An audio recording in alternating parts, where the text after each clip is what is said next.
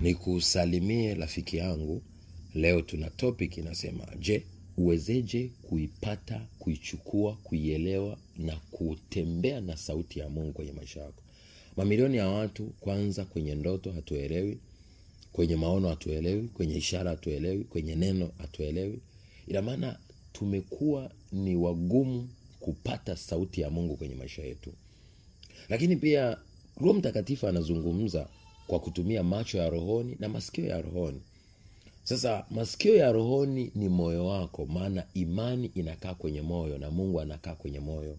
Ndio maana neno linasema, linda sana moyo wako kuliko chochote ulikilindacho, na ndiko zinakotoka chemchemi za uzima. Wengi hatumsikilizi Roho Mtakatifu ni kwa sababu tunahisi ni kwa sauti ya masikio yetu ya kawaida ya damu na nyama, au kwa akili zetu tunaweza kumsikia. Lakini mawazo ya mioyo yetu, lakini na masikio ya mioyo yetu na imani ya mioyo yetu inaweza kututengeneza tumsikilize Mungu. Ndio maana ili tuweze kumsikiliza Mungu kuna kanuni moja na kuu kuliko zote, ni hii hapa: sahau matatizo yako yote unayoyapitia kama unataka kusikiliza sauti ya Mungu ndani ya moyo wako. Na sauti ya Mungu huwa haiji kwa lile jambo unalolitafakari kwa kiakili, hapana. Ila unakuta ni wazo linakuja ghafla.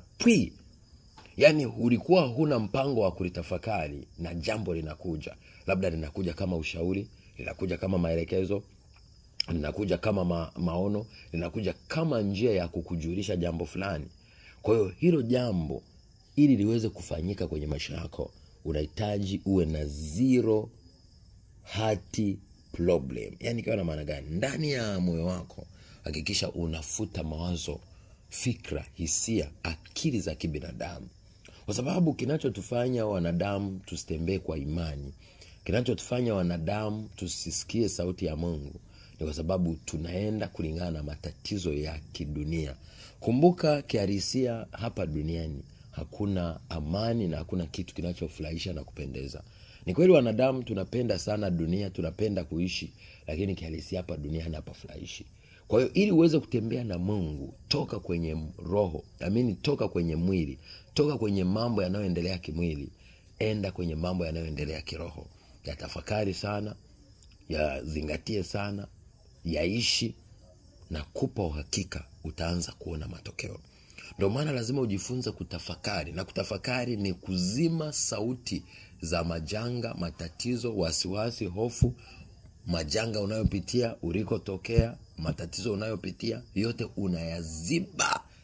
Kwa hiyo unapokuwa kwenye uwepo, ukaruhusu roho tu itafakari mambo yaliyo juu kule Kristo aliko, na ukatafakari yale mema aliyowahi kukutendea, na uhai ambao amekupa ambao hujalipa gharama yoyote, na watu wengi wamepotea ila we bado upo. Ukitafakari mema na baraka za Mungu, unaanza kuona sababu ya kumtukuza. Kwa sababu maisha ya duniani, kama singekuwa Mungu anaweza kutuweka huru au hai, hakuna mwanadamu angeishi. Leo tunaweza tuwe tunaishi duniani, lakini wanaotuchukia ni wengi kuliko wanaotupenda. Unaweza ushangae mtaa mzima, anayeweza kuwa anakupenda kwa dhati hakuna, ila wengi ni wanafiki na wanataka kukuangamiza. Sasa ukitafakari juu ya hilo, ina maana Mungu ndiye anayetulinda. Ndio maana neno la Mungu linasema Yohana wa kwanza 4:4, anakuambia aliye ndani yetu ni mkuu kuliko aliye duniani. Kwa hata kama mamilioni ya watu watake kukuangamiza vipi, ukiwa vizuri na aliye ndani yako, atawashinda na utashinda kirahisi. Unachotakiwa ni kusamehe, kuachilia, kubariki wanaokulaani, kupenda wanaokuchukia, kusamehe waliokukosea, na kuhakikisha unafuata yale Yesu Kristo Bwana wetu aliyotufundisha kwenye kitabu cha Luka sura ya 6 mstari wa 20 mpaka 49, na Mathayo sura ya 7 ya 8 na sura ya 5 ya 6 na ya 7.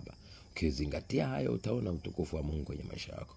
Lakini mwisho wa mwisho, ili uweze kutembea na nguvu ya Mungu na sauti ya Mungu, hakikisha unazima chaneli zote za kidunia ambazo zinaweza kukupigia kelele na kukutoa kwenye uwepo, na kutuni fikra zako kwa Mungu, na kuachilia furaha kwenye maisha yako hata kama unaumia. Na mwisho wa mwisho utaona utukufu wa Mungu ukifanya jambo kwenye maisha yako. Mimi naitwa Apostle Johannes John. Ukifuatilia haya nayo kufundisha, mimi nakupa uhakika utaanza kutembea na Mungu, utaanza kuisikiliza sauti ya Mungu, na utaanza kushinda kirahisi hapa duniani. Nawapenda. God bless you. Be a shining star in Jesus' mighty name. Amen. Shalom.